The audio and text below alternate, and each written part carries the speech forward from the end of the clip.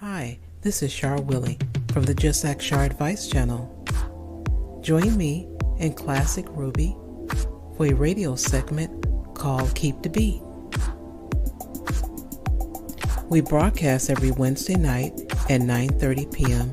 Eastern Standard Time from Classic R&B Jams, CRBJ.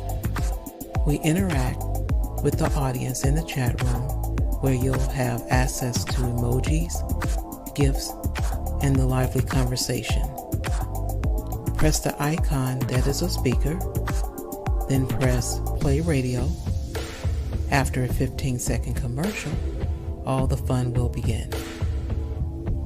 If you miss the live broadcast, you can listen to the replays from Mixcloud. Follow my channel on Mixcloud, JustAskChar Advice Channel, and you will receive notifications when the show has been uploaded.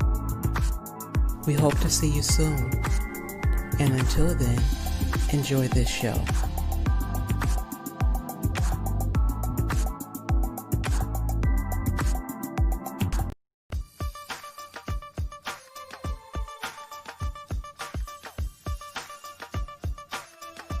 Thank you, everyone, for tuning in to another episode of Article Reactions.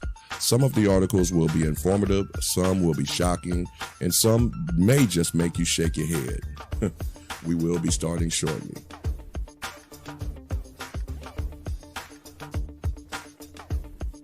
You do have the opportunity to financially support the channel in order to help it grow. So, in the very least of that manner, please like, share, and subscribe.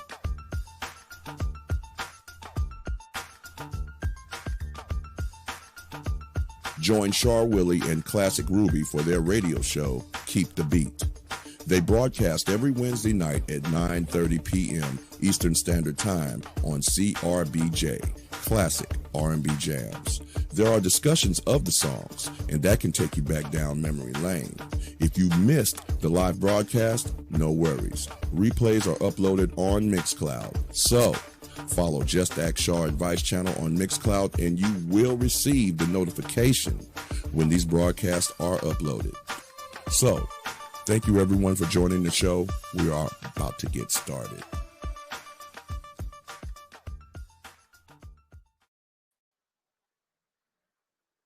Greetings, greetings, greetings. What's happening? What's going on with the good people?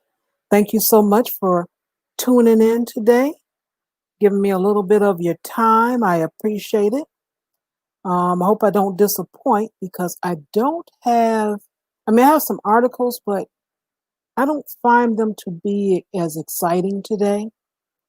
And I think a little bit of that is because I was spending some time supporting some other people, and which is all right.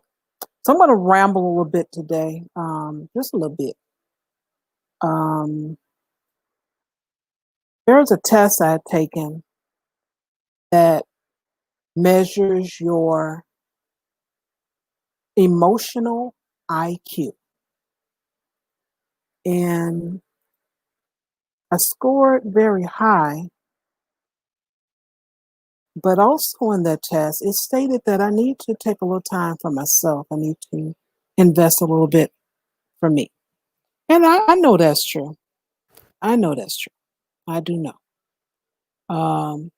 For those who do not know, I actually came to this YouTube in support of people, and I'm just so used to doing that. And one reason is because I know, and I've learned that 30 some years ago as a little girl, that men, they need a lot of support. They just do not have the support. I saw how the world treated them because I saw how the world treated my father. My mother was great. Everything was going on just fine. It was the outside. It was the world itself. And I just noticed that. I observed that as a young lady, a little girl. So because of that, that's just something that was inside of me, that if I have an opportunity to support my brother, I will.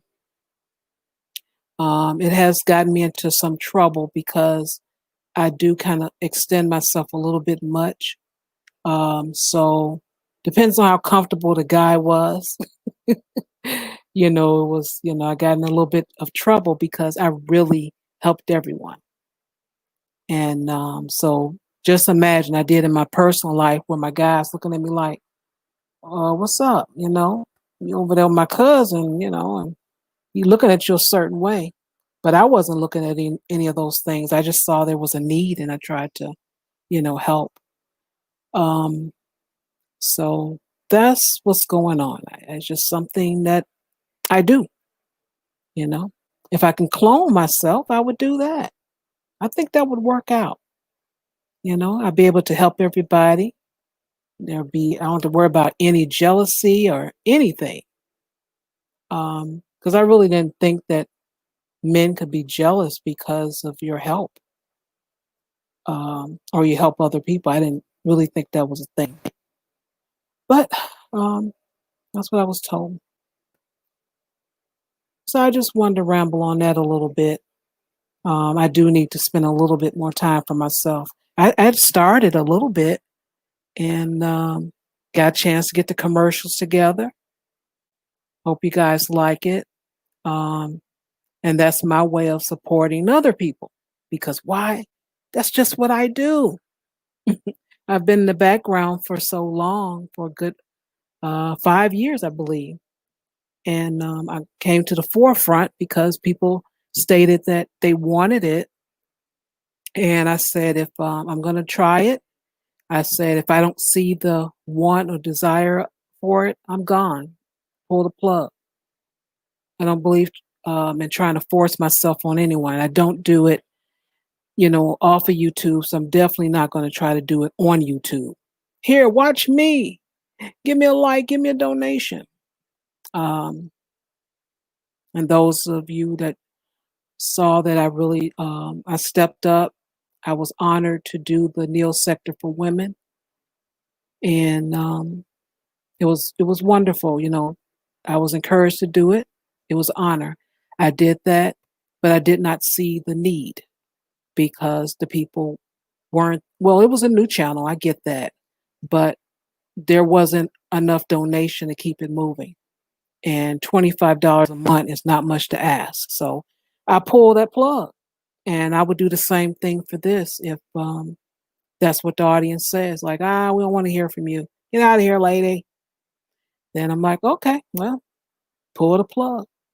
More time with the people in my life out for YouTube. That's the way I look at it. So, hey, yeah, Shadra, how interesting. How interesting. And thank you again, everyone that's coming in that I might have missed. Um, sorry I missed you. And I don't know how I missed Michael Carter yesterday. And I even went back to look in the live stream. I did not see him type in there. That was the strangest thing. But I did give him credit for donating because that's one thing, it's a whole virus out there. And some people funds are just not, the same. And I really appreciate those that donate. Um, and I don't need much to run. And I know I'm not going to say it out loud. I'm just going to think it in my mind. But I will say, I'm wondering if I would ever get to a point in YouTube where I'll be able to live off of it. I'll just say it that way. But it doesn't take a lot to function, but I'm just looking for enough support to, just pay the internet bill and the StreamYard bill. And that's not much to ask. I used to have a wine fund on the other channel, Be Just for Women, that I used to host over there, and they call it the Wine Fund. And that was kind of cool. People donated. Um, I appreciated that. So, it's nice for someone to say, here's for you. I appreciate you. That really means a lot to me. I do appreciate it. It doesn't happen that often. I normally get teary eyed when it does, like this past July for my birthday, I was all teary eyed because there were some people that actually said, "Here, this is just for you." And I do appreciate that. So thank you so much. All right. Well, I do have my co host. I heard her pop in. So let me bring her on. Let me get her music going. Let me get her introduction, rather. Ladies and gentlemen, please welcome on stage. Classic Ruby, everybody. Classic Ruby. Thank you, thank you. See, that's what I was waiting for last time. I'm like, what? No, you always do that without the classic Ruby, everybody. Classic Ruby. I don't know. It's my time to shine yet. You know, it's a whole thing. But happy Saturday, and good afternoon, evening, morning. If you're a vampire like Ruby, what's up, everyone? Hope you're all looking forward to some good news. I got some interesting stuff on the docket today. So Okay. I am so glad because I was just telling the audience that I didn't take time to do what I normally do. I have a few things up here, but I don't think they're fire like they normally are. So, but I did put a little work in. So you guys forgive me. I was lucky. I'm going to be Oh, real. I was lucky. I found one thing which led me to a bunch of other random things, and it gave me a bunch of stuff to choose from. So I was like, yes, okay, this is good. This is a good day, good week. All right. okay, cool. Well, I'll go first. I'll fumble on through this. Let's see what happens because every time you have a YouTube article, it just it's really strange. It the commercial come up there and stuff. It So just can true. be a mess. I'm gonna I do feel my you. best here. Yeah. All right. Let's see. Oh boy. Well, there's a commercial. Here's a commercial. This is what I want to share. President, in his own words. Oh, none but music. Well, you guys can read it. All right. You should read it to us. Listen, people don't read Char. Oh, you're So, right. You're right. Let me get another screen here. My bad. I know better. right? Come I on. know better. I don't know. See, I told you I wasn't quite together. It's all right. It's an easy thing to forget, right? Because you read, so you give everyone else that credit. But listen, I know when it's on other people's streams now, I'm lazy. I didn't come here to read. I don't come to read TV shows, right? If I want to read, I'll pick up a book. Someone better talk to me. Because I actually thought that it would read it off. Because it had the audio, and then I hear music when I click it on. See, I told you. Hey, I'm sorry. But anyway, where's your president? Let's see. You guys know about the shooting. If you don't, it was a 17-year-old boy. He fatally shot two protesters and injured a third one in Kenosha, Wisconsin last week. And he was walking through the streets with this rifle, and no one stopped him. And the president defended him. I'm trying to see. In the article, it's not showing what he said. It only had it as it's not showing what he said. I apologize. Let me see if Oh, I because I would can. love to know this one because I didn't know the president Well, defended him now. yeah, I'm gonna see if it rewinds it back for me so I can read what comes up on the screen. Let's see. It's thinking. Okay, President Donald Trump defends Kyle, and then it went away. When they asked him about the 17-year-old boy who fatally shot at two protesters, he said it was an interesting situation, and he saw the same thing on the tape that everyone else has. To him, it looks like he fell and he was violently attacked. It's under investigation. I guess he was in very big trouble. He could have been killed. And that's what he said. What? So, right. So he wants to say that, hey, I saw the same thing that you all, and he fell down and he was attacked, and they're looking into it. But he, but he. Okay, hold on. So, because I remember this, right? So you hear gunshots, and then you see the guy getting attacked, presumably to take the gun away from him so he can't continue to shoot people. And Trump is trying to phrase that like, oh, well, the poor guy, he was just defending his life. That's why he was wandering around with a shotgun in his hands, just in case he needed defense. That's Trump is like basically setting up his defense already. Okay, I see. Yeah, he That said he seems saw the reasonable. same thing that you all saw, and looks like to him that the guy fell and he was attacked violently. And that's something they're looking into right now and under investigation. Yeah, he was attacked violently because the reason why he fell is because first he shot some people. Like, I don't, what are we missing here? Like, he was not attacked violently, like it just came out of the blue and people just swarmed him. And it's like, oh my God, this poor guy. Like, no, the man shot people. You're supposed to get attacked then. Like, that's what's supposed to happen. Like, oh, okay. Right, and his name is Kyle Rittenhouse. And this happened August 25th. I'm going to share my screen again because I wanted to show this picture, and it wouldn't allow me to at first. I don't know why, but now it's allowing me to. Well, it's on the side of the page. I don't know what's going on with this darn thing, but hey, let me try this. All right, share. No audio this time. Okay. Now it's real small.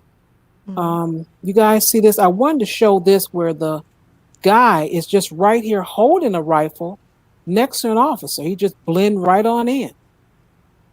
And you could tell he's a kid, but he blended right on in. Yep. Isn't that something?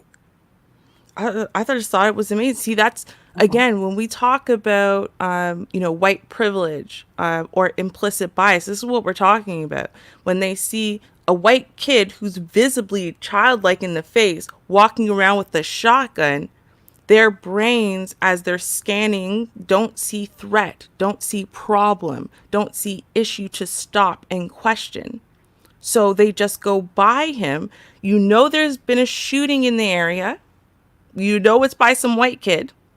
But yet when you see a white kid with a shotgun wandering about, it not one of you who drove by him that day, said maybe we need to stop and talk to this guy? No. Blend right on in. Listen, if you're black in public when a crime is committed by a black person, period, who doesn't look anything like you, the only commonality y'all have is black, but you happen to be in the area, right? They will stop you because you're walking in public while black. And they will detain you. They will beat you. They'll throw you in the back of the police car to check and see. Wait till they get the picture.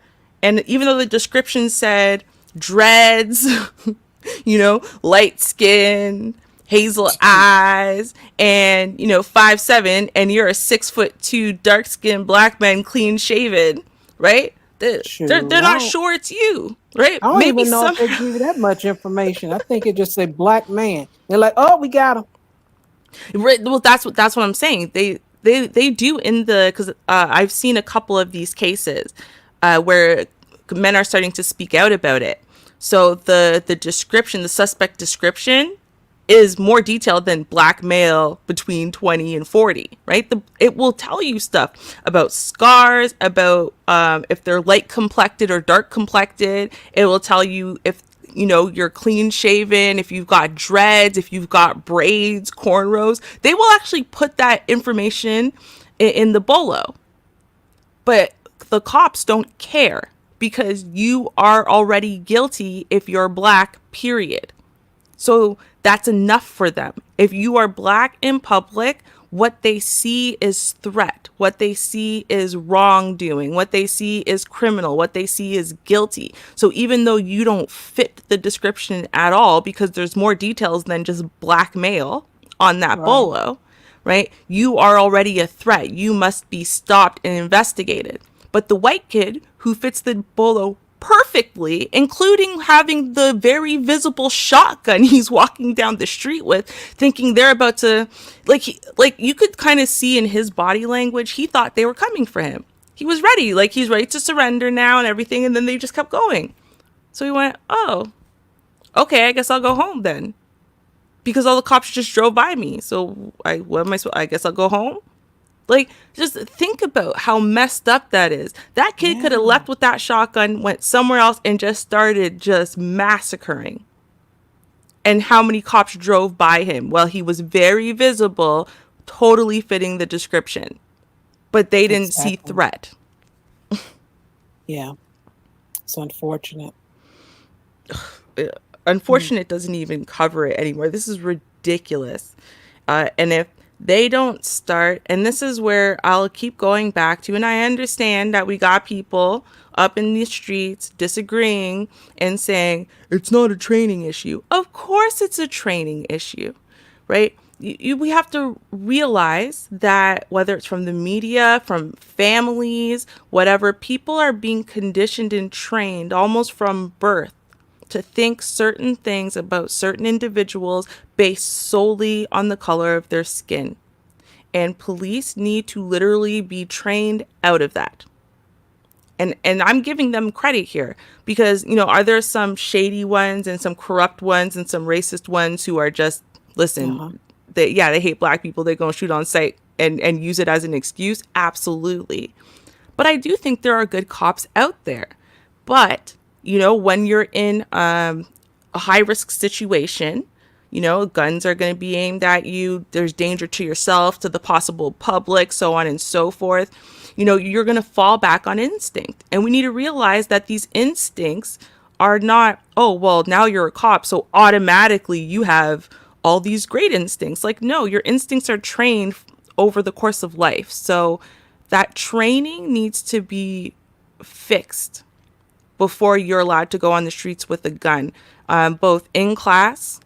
There needs to be different kinds of training, not just here's how you hold a gun, here's how you shoot a target. There needs to be more training about that, more identifying people, characteristics, mannerisms, movements based on cultural and ethnicity differences, right? Because say like European people, black people, Asian people, we all display traits of depression differently. That's a big one.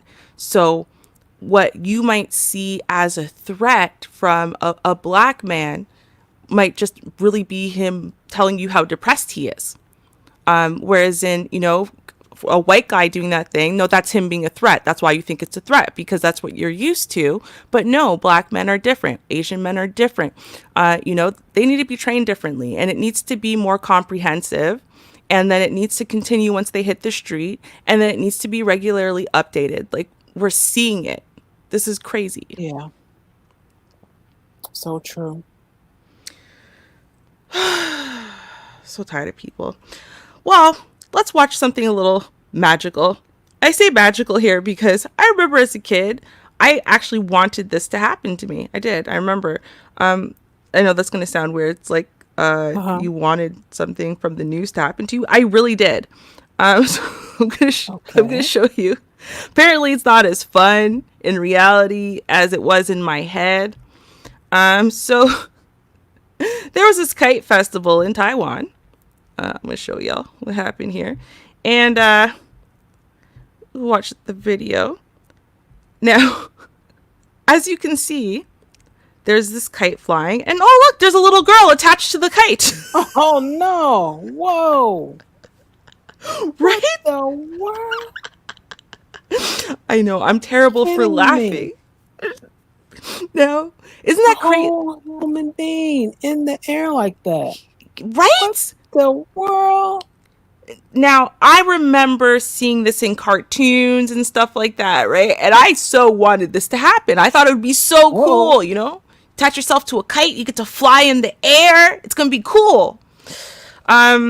But, you know, everyone told me that's crazy. Kites can't lift you off the ground. You know, you're too heavy for that. You'd have to be so much lighter. That's why they let kids fly kites, because a kite can't literally take a human, even Well. you're 3 or 4, and lift you off the ground.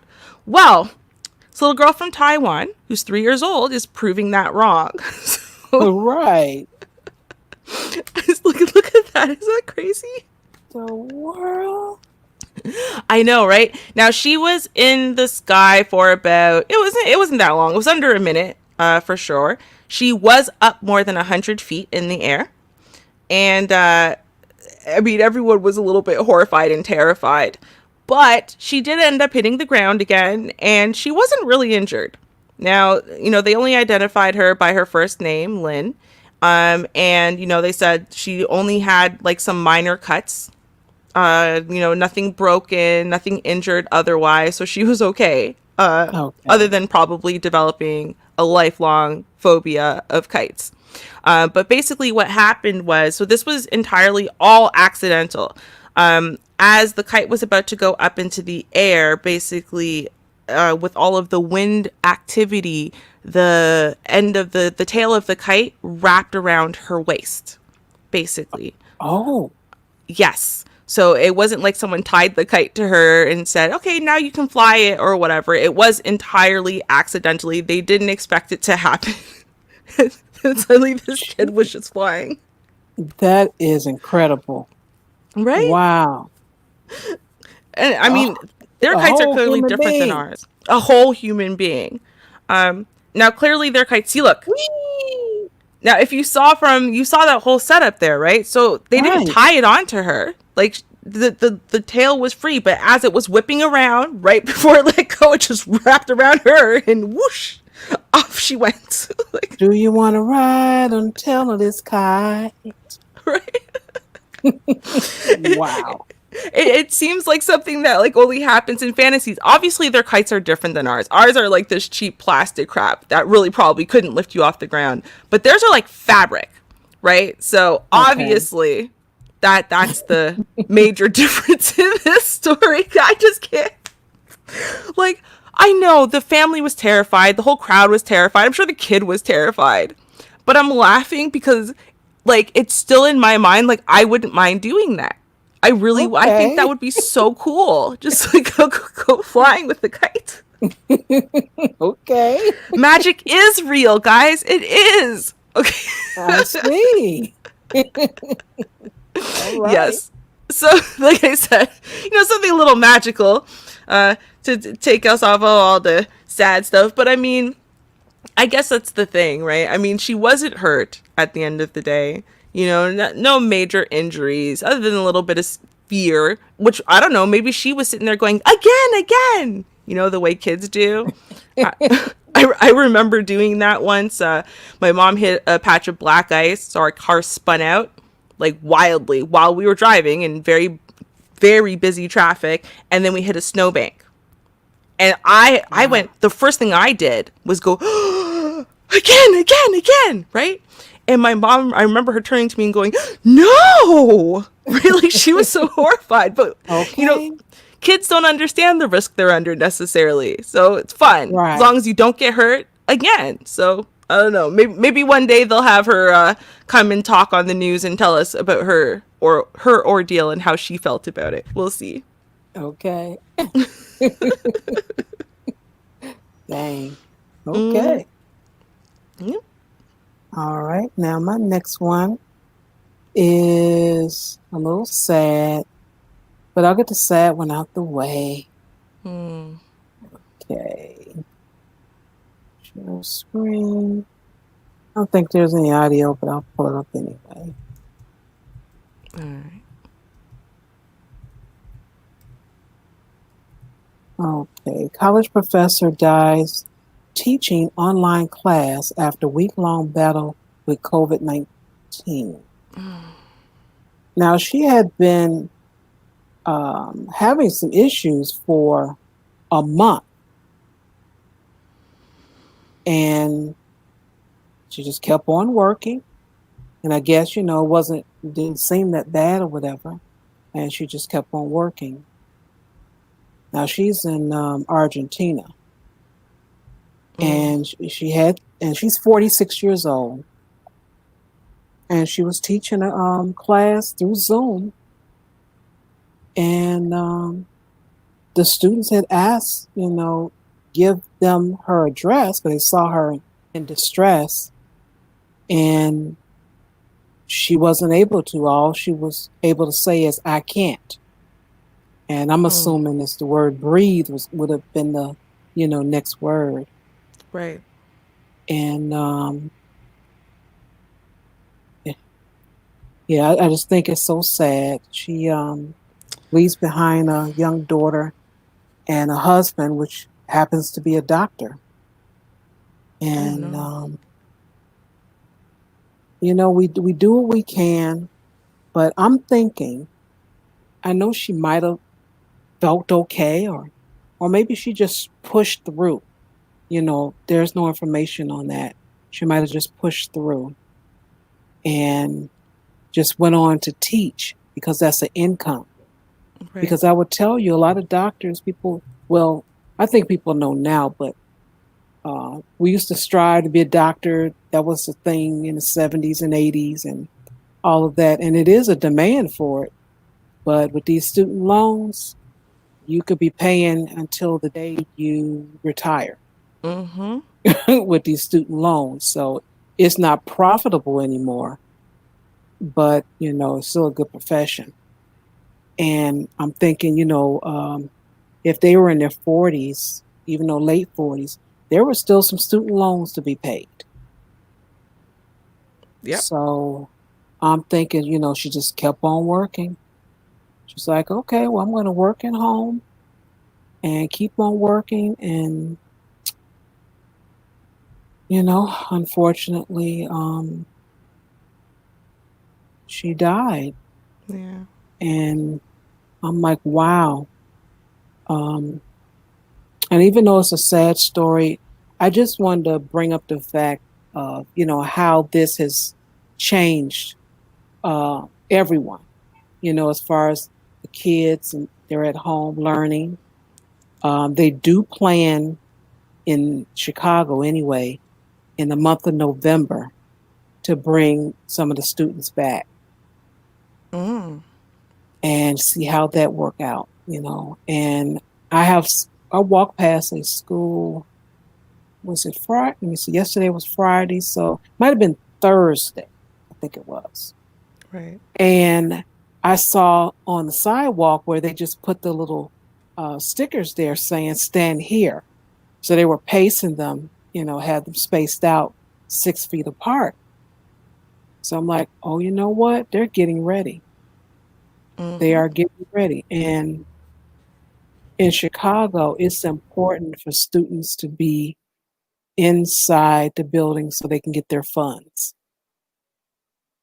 And they go on as far as when school first start to send people out to your home if that child is not in school that first week because they need that head count in order to get that money from the government. Exactly. So just think, um, this is the next step that's going to happen. And again, in Chicago anyway, that they're going to start sending their children to school. Mm-hmm. And what will happen if you just say, I refuse to? I would just teach my child at home, those who can. Right. And what about those who can't? Are you going to send your child back in there and hope everything is fine? Because um, they have now called a ban if you go out of town. They have certain states. If you go out and come back, you got to quarantine for 14 days. They are not playing.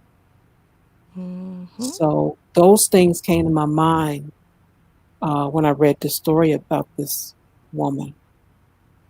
And even though she was in Argentina, I'm just thinking about, here in the States. I'm like, wow, how is life going to be for us? Because it is different. Yeah. Oh yeah, absolutely. I think that's the thing is, and what people don't seem to realize is that the more that we want to push against, basically all of the restrictions, the longer things are gonna keep going, right? Because in essence, until we can get the numbers near zero, where we can, in essence, basically almost eradicate it, right? Things are not going back to normal. The best way of doing that is to stop passing the virus from person to person. That's what it comes down to. Until everyone decides that they want to do not just what's in their temporary best interest right now in this moment because they're children and, they want to do what they want to do and you can't stop them because I'm grown, right? And they start realizing like, hey, I don't want to live like this forever. I don't want it to be like this for 20 years. This is what's going to continue to happen. Unfortunately, you have Yeah. people who need to work, like this woman, and unfortunately, now she caught COVID-19, maybe from someone who's been sitting there shirking the rules because COVID's not real, because you don't have to, because blah blah blah, whatever, and then she couldn't afford to go to the hospital instead of stay and teach. She needed to teach. She needed to Yeah. be present at her job. She needed to engage with the kids, maybe to stay sane as well, because, this is something that's a big part of her identity at this point. She needed the money to start coming in again because while some people are not allowed to ban, they're not allowed to. The CDC actually just recently passed something. I was going to talk about that, but I'm going to talk about something connected to this, I think, instead.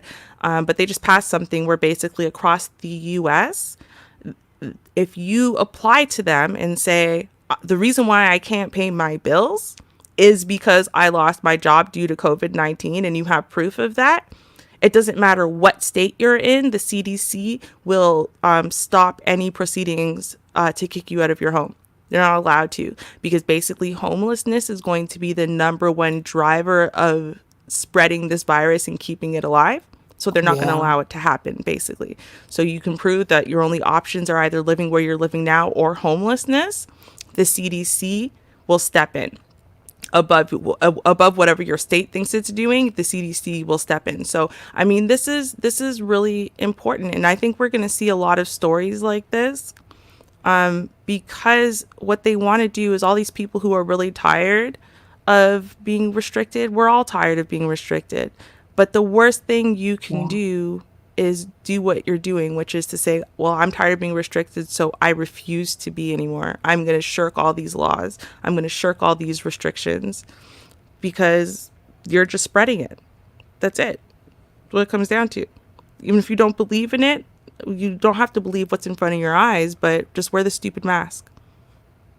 It's not that hard. Yeah.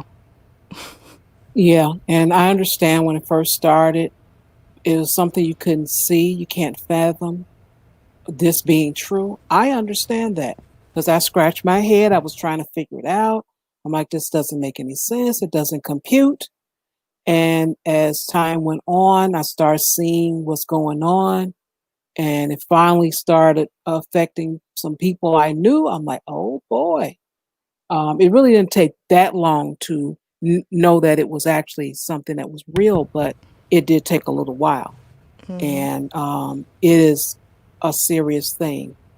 Um, it just really affect our economy and all kind of things. And we know this. And I even, brought on an actual business owner, and she's like, "Hey, this is new. I'm trying to figure it out myself." The woman had Mm-hmm. two businesses and had to close one because it just wasn't, financially, just not able to do it because you need people that's going to be paying money to keep you afloat. You don't have the people. Yep. how are you going to have a business? So yeah, so Hmm. I just prayers go out to this woman's family. It's like I said, she leaves a young daughter behind, and her husband. So sad. Yeah. Well, let's talk a little bit about why it is that this virus is still going strong enough that, all of these rules and restrictions are still in place. Because it is, like I said, it's a really important factor that people need to start recognizing. It's a little bit ridiculous that we have people rebelling against things that are meant to keep you and yours alive and safe and well.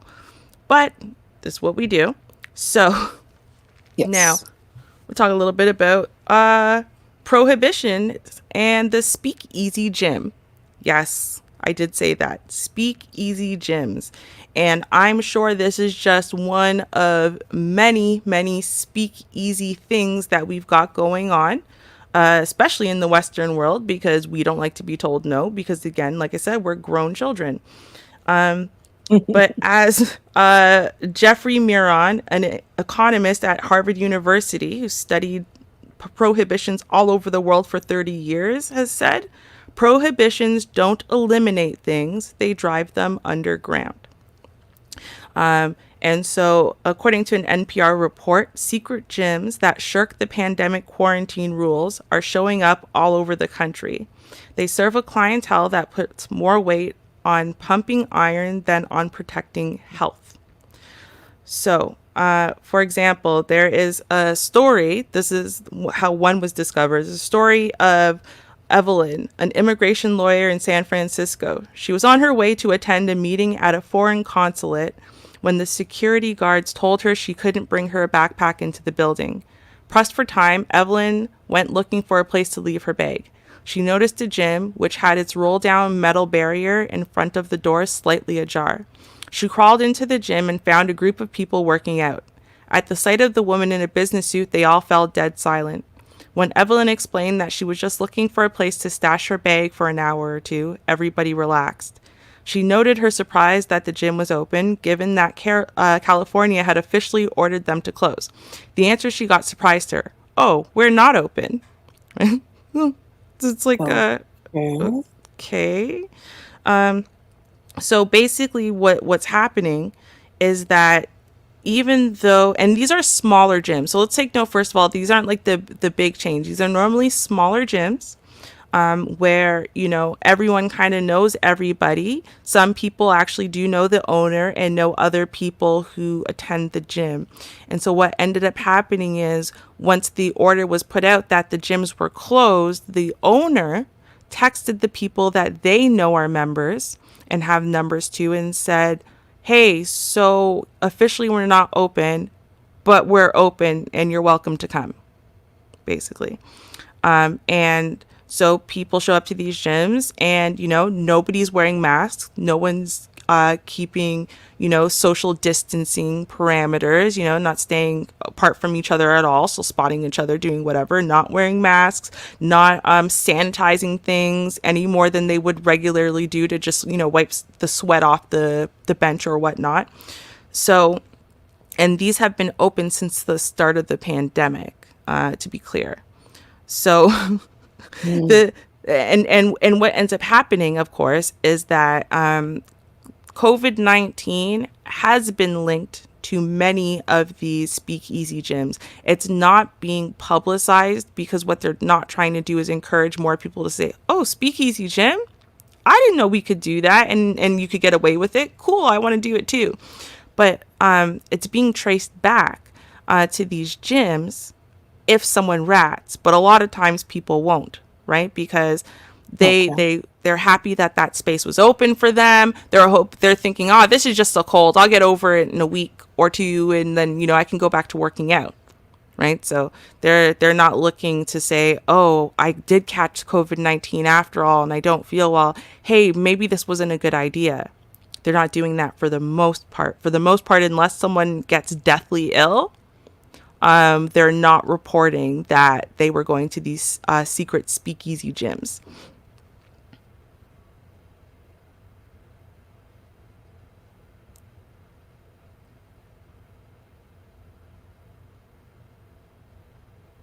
Now, the most important thing, and we have to recognize here, so nobody is sanitizing these places, unlike the grocery stores and the other places that are, they're being heavily sanitized.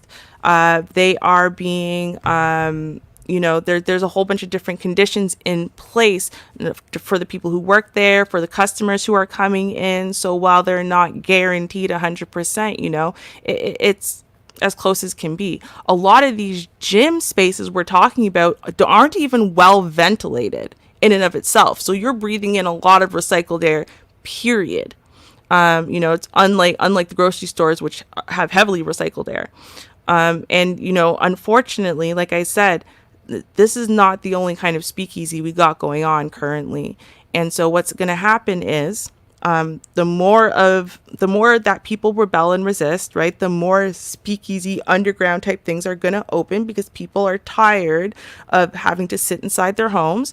So they're all going to get together in groups for, illegal weddings. We just talked about one of those, illegal raves, or, get-togethers on beaches or whatnot, right? And then hundreds of people are going to show up with COVID-19, and then they're going to go, oh, maybe that wasn't a good idea. And hey, because you decided to do that, and thousands of people like you decided to do that this week, guess what? The numbers are all up. That's been spread even more. And guess what? Everyone is restricted for another extra month, 2 months, 3 months, 6 months, whatever it is. Like, just seriously?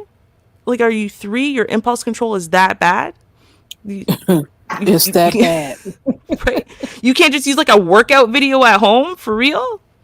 Right. Suspend that membership and use some of the things that you have in your home. Right. And speaking of that, I'm going to have to call Amadi because she does a session online, and she can do it privately with people for $5. Oh, And nice. yeah. And then also what she's doing every day on Facebook, at least Monday through Friday, she does a quick video with you for free in about maybe 8 minutes or so. And she's using water jugs, towels, just things that you already have in a home. Nice. So, okay, yeah. Yeah, so I'm going to advertise for her because I think that would be great for people as well. But I mentioned that because I've seen her use things like that. So why can't people use something as an alternative? I understand it's, going outside and all that. Trust me. I understand you want to be out around other people because we're sociable. I get that. Those who are not, they can just, use their keyboard and type all day on their, smartphones or their keyboards on their laptops, whatever. But you do want to get out. I do. I understand that. But this is now is touching more people. Now we're knowing like, oh, my friend had it, or my cousin or my uncle. Now it's reaching us now. So we just do need to be a little bit more vigilant when it comes down to that. Be more, cautious. It's no Absolutely. joke. And I think it comes down to, I'll say this, if we end up reaching someone who's running one of these speakeasy gyms or whatnot, I understand that, you got your bills to pay, and, I understand that your clientele wants service and whatever. Why not? Why not start a Zoom class, right? Yes. Where you tell everybody what they can put together at home, as far as, like you said, water jugs, cans of varying sizes, so on and so forth. For the men who are, doing heavy lifting, if they don't already own the weights, it might be a little bit harder for them, but I'm sure there are alternatives that you can pick up for now, right? Yes. Maybe stuff from the hardware stores or whatnot. You tell everyone what they need to pick up and whatever, and run a Zoom call. And people can, you send it to all of your clients, and it might be one-on-one days. You might have group where if 30 people want to jump in, 30 people jump in. and they can watch what you're doing and you can communicate with each other and whatever. So that way you still get that sense of group or belonging. Or, you want to work one-on-one with people, you can do that. You can go out to the park. Okay. Yes. You guys are all out in the fresh air. You can get together in groups of under 50. You make sure that you get a very large piece of the park so everyone can stay, a couple meters away, 6 feet away from each other. And then there you go. You can instruct people live. Like, shirking the rules doesn't make sense when, especially now that we have technology, there's so many other available options. Yes. Use them. And if you are a human who wants options, like you said, there's Diamati right there. Hmm. If you don't know her, I'm sure Shar is going to post her channel information, so that way we got that going. But Yes. you could search for it online. There's always options available. You don't have to put your health and the health of all your loved ones at risk because you know what, you're itching for a little bit of workout time. Come on. Okay, it's too much. Come on, people. Gee. Okay, I'll put the Facebook link in here. Hopefully it'll come up. I'm not sure how that post. I think I remember doing that before, Oh and yeah, it didn't probably. come out. Let me see. Hey, worst Oh, case scenario, you can always put it in the comments too of the video afterwards, right? So, true, true, and true. All right, looks like it's working for me. So there's the nice. information. You can't beat that with a stick. She's giving you some time. Yeah, she's giving you some time for free, and then you also can have a one-on-one with her. So there you go. Nice. Perfect. Cool. All right, and then my oh, it's starting off. I told it to be quiet. Gee, be quiet. Okay. And this is my last one. Let me pull that up. It has some audio. Okay. Let's see what we got going on here. Trying to get some people some money if they qualify. Well, you'll see. Ooh, I'm always about free money. Luna is a 7-year-old gray and orange tabby adopted from Pawn, Chicago. 4 years ago, a family friend was picking her up Friday when she was carjacked at knife point by two men. They drove off with Luna in the car, the carrier in the back seat. Police found the car in North Lawndale Saturday.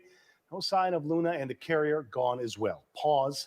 Asking anybody with info, please call them or bring Luna in. No questions asked. Now, the cat was worth $5,000. Don't know where it is. It was last seen on 19th Street in Springfield in Chicago. I'm pretty sure a lot of you all are not in Chicago. But, if you have a cat that kind of looks like Luna, I would suggest that you fluff it up real good, clean it off, and dust him or her up and say, hey, I found Luna. Can I have $5,000? I'm Yeah, just saying, right? There's I about need to. 10,000 in them class. That can't ain't worth no $5,000. You can buy a brand new one from the pound or what. You can get one from the pound for free. That probably looks just like Luna. Spare me. Sorry. I'm just saying. I know some of you all like, hey, I love my cat. Well, you can love another one. Just get another one. But you're going to have a new $5,000 in your hand. You can pay your mortgage up a couple months, you rent up, get you some food, get you some wine if that's what you're into.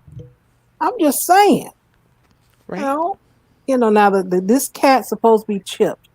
Anything could have happened to this cat, not being chipped. So, they may buy your story. Don't worry about it. At least try it. I bid you, go ahead and just try it. You have a cat look like this, please just give him or her up and say, look, I found Luna.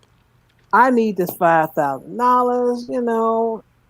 Yeah, the cat may look a little bit different, but I think this Luna. There you go. I mean, for real. And I understand, it's a life, and it's different, and they have different personalities. I know at one point my sister owned like 1,000 cats. I think cats are evil and are trying to take over the world. That's a whole nother story. And in Jamaica, cats are basically like pigeons. There's like signs around on like the resorts that say, don't feed the cats. But anyway, fine. They're precious. Got it. But $5,000. First of all, how rich are you that you have an extra $5,000 for a cat that's gone missing? And if you're that rich, how dare you get some mutt cat? You know what I mean? Like, why don't you get yourself one of those Egyptian, Persian, whatever cats? Something that looks like it was sitting next to Cleopatra. Like, one of those really cool, expensive cats that is actually worth money. You want to pay for like a mudblood. I know that's a terrible thing to say, but like a mudblood type of cat. It's just like a regular cat. Like I don't know how to describe cats, but like it's not like a special breed or whatever. And then pay $5,000 for its return. You must have. And during COVID-19, Right. you must be rich as hell. How dare you be that rich and just get some plain nothing cat, probably from the pound? Like, I'm just saying. I just feel like really. Well, y'all, everyone knows, and if you don't know, Ruby does not like animals. So you're gonna look at me like I'm a horrible person for saying all of the above, but I can't imagine paying like $20 for the safe return of my cat. So I'm just saying, 5,000. You know what you could do with $5,000 during the pandemic when no one's working? Right. That's right. I'm like, hey y'all, I think this is Luna. Yeah, this looks just like Luna. Just like, right? Yeah. Here you go. Now I'll take cash. I'm not saying I want no paper trail, but I'm in a hurry, so just hand me the cash. I gotta go. My Uber is out there. I gotta go. It's a little dangerous. I don't want to be out too long. Come on. Just give my money. This is Luna. Trust me. Oh, don't answer Luna. Well, Luna. See the cat. Look, see, I told you. It's Luna. Hurry. Can you speed that up a little bit? No, I don't want to sign anything. No, you sign that. I gotta go. Uber is outside waiting. I pay this person to get this Luna. I'm sorry, this Uber. It was hard. They didn't want to, risk their lives. And I told them, I had a tip for them. They, because I got $5,000 coming. So come on. Yeah. This your Luna right here. Yeah, I got some mortgage and rent to pay you. Yeah, Luna. Yep, that's it. I can't even be hating, man. It's hard times right now. Like, that's right. You flash around too much money. $5,000. You have an extra $5,000, and you couldn't put a collar on that cat to identify it so it could be returned. You're willing to pay $5,000 for that cat, but y'all just you took your eyes off it for long enough that someone could take it from you, and like you have no idea who did it. Like, that's how long you were not paying attention to this cat. Now, you know what? I'm sorry. This story doesn't sit well with me. You know what I think happened was this, okay? I think mommy and daddy accidentally ran over this cat, okay? I do. They accidentally killed the cat. Then they put the cat in the carrier and told the kids that the cat's sleeping right now, right? But they're going to go and bring the cat to somewhere with them, right? And then they set it up so one of the parents or the auntie, uncle, someone came and took that carrier real quick when the kids weren't watching, right? And then they put this $5,000 reward out there, knowing no one could return Luna because Luna died a long time ago and is inside a carrier or buried somewhere, right? That's what I think happened. Yes, man. Yo, this is a hustle. This is a straight hustle. And they're hustling them kids. We love her so much, we're willing to mortgage the home for the cat. We never would have ran over your precious pet. Never. Never, babies. Never. Yep, that's what I think happened. Well, Can't convince me otherwise. I'm just saying, if I was you all, I would show up with Right? this lunar replacement. I'm just saying, because Mama needs to pay some bills. Listen, you could try, but no matter what, even if you literally came up with like Luna's like twin, they're not gonna pay because they already know they ran over Luna. I'm telling you. Watch. It's gonna come out. It's gonna come out in the storyline. Parents admitted to child. This was a whole ruse. Luna never kidnapped. Luna ran over when mommy and daddy were fighting and daddy was irritated and reversed out of the driveway without looking. Watch. It's going to be something like that. You'll see. It's a whole hustle. That's too much money, man. That's too much money. $5,000? That's too much money. No. For a cat? No. That's a hustle. I don't believe you. I don't. No.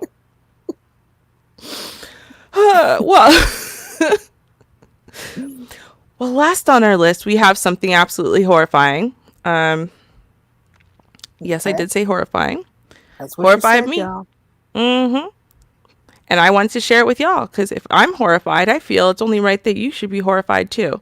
So let's take a look here at what's going on. Now you can see this woman is in surgery and they have currently a tube down her throat. Okay. Now I'd like to, you can see it up here. A 4-foot snake is pulled from a Russian woman's throat after it crawled down her throat. Yes, this is true. Okay. So let's take a look. Let's take a look here. So they stuck the tube down her throat, and then once they touched whatever was wrong with her, they started pulling it out. Oh, and there's a snake. Oh. There's the nurse freaking out because it's a snake. It's a snake. Like she can't.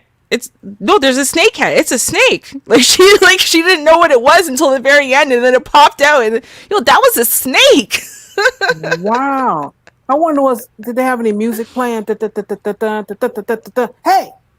No, there wasn't. No, probably not. They had a little. They had a no. It was just like the talking, but because it's in Russian, couldn't understand it. But wow. Basically, I know, right? So the woman now, she's unidentified or whatever. But basically, what happened was she was sleeping in her yard in her home village of Lavashi, Republic of Dagestan, northwest Russia. And when she woke up in the morning, she wasn't feeling well at all and was taken to a hospital. And that's when the video happens. Apparently, the snake had crawled into the woman's mouth while she was sleeping. Yeah. Yeah. Right? So then they're like, seriously, that's the answer? That just brings up more questions. Why did a snake decide to slither down her throat? Is this the case of an incredibly stupid snake or a very careless woman? What? That's literally what the article says. They're tripping. But yeah. So they're not really sure, but it happens. Like this is not the first time it has happened before. And it's not like every single day, but it does happen. So much so that locals take precautions. Like local elders often warn young people not to sleep outside because they could risk a snake making a home out of their esophagus. Wow. Yeah. Right. And it's common, like, you fall asleep outside, you wake up, you don't feel well. Some of the reports say they feel like something's alive inside of them, but, others just feel really ill, nauseous, stuff like that. And the snake is covered in like stomach acid. So it does get at least partially, if not fully into the stomach. But it's like, why? And they're not sure. So now there should be maybe some autopsies or more studies done on these snakes. So far it hasn't really happened. They're just judging it as some type of garden snake, garden variety garden snake, really.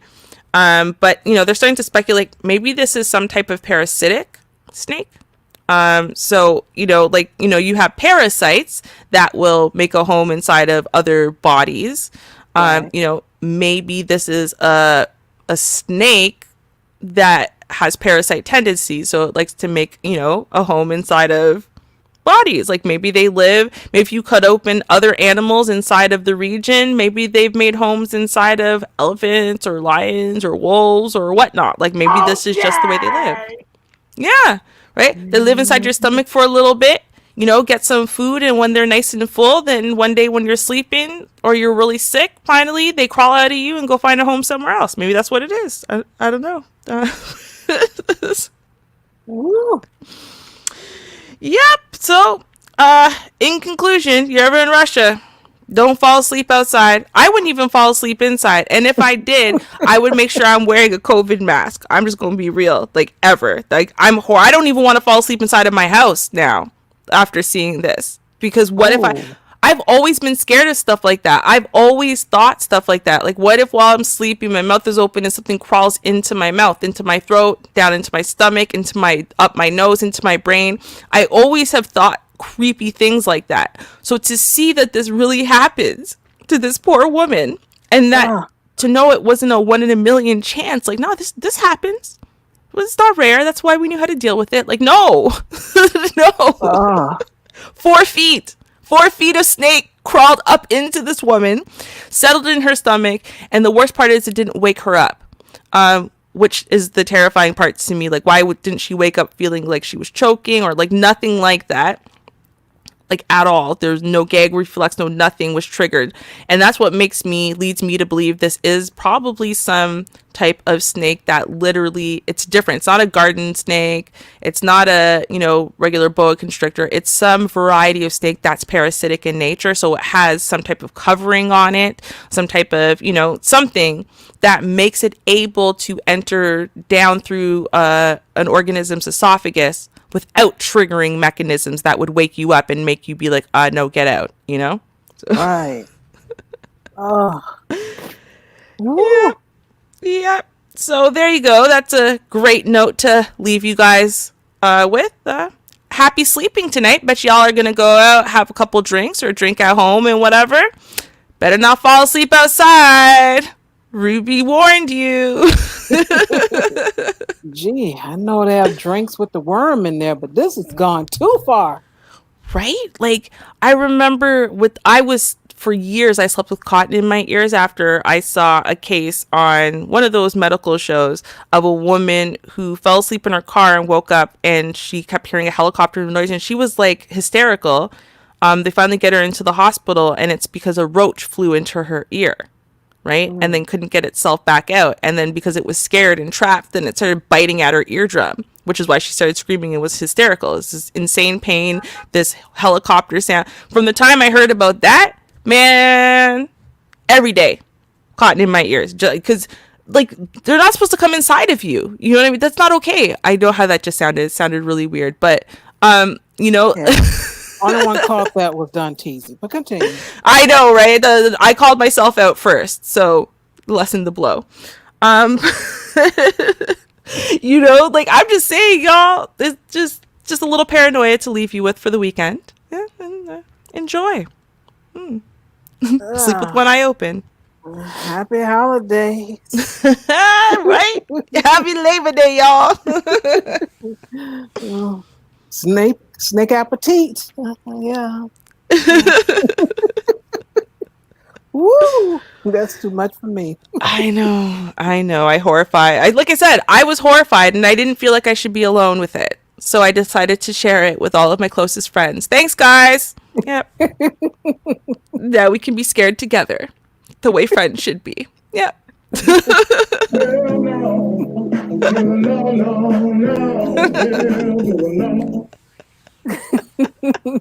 Exactly. Well, you all be careful out there. Wear your mask if you do want to go outside and have a little charcoal grill going, a little barbecue, and people over. Please be careful and be safe out there. And again, thank you for sharing your time. Thank you for those that contributed to the channel. I appreciate it. And wow, we're here in September already. Right. Not sure if your kids are going to be homeschooled, but hey, take care of those beautiful children. Make the best decision for you and your family. Mm-hmm. And I hope to see you guys next week. And do remember, we got Wednesday, the Keep the Beat segment. And I'll play that commercial on the way out. And until then, peace. Cheers, y'all. Join Char Willie and Classic Ruby for their radio show, Keep the Beat. They broadcast every Wednesday night at 9:30 p.m. Eastern Standard Time on CRBJ, Classic R&B Jams. There are discussions of the songs, and that can take you back down memory lane. If you missed the live broadcast, no worries. Replays are uploaded on Mixcloud. So, follow JustAskChar Advice Channel on Mixcloud, and you will receive the notification when these broadcasts are uploaded.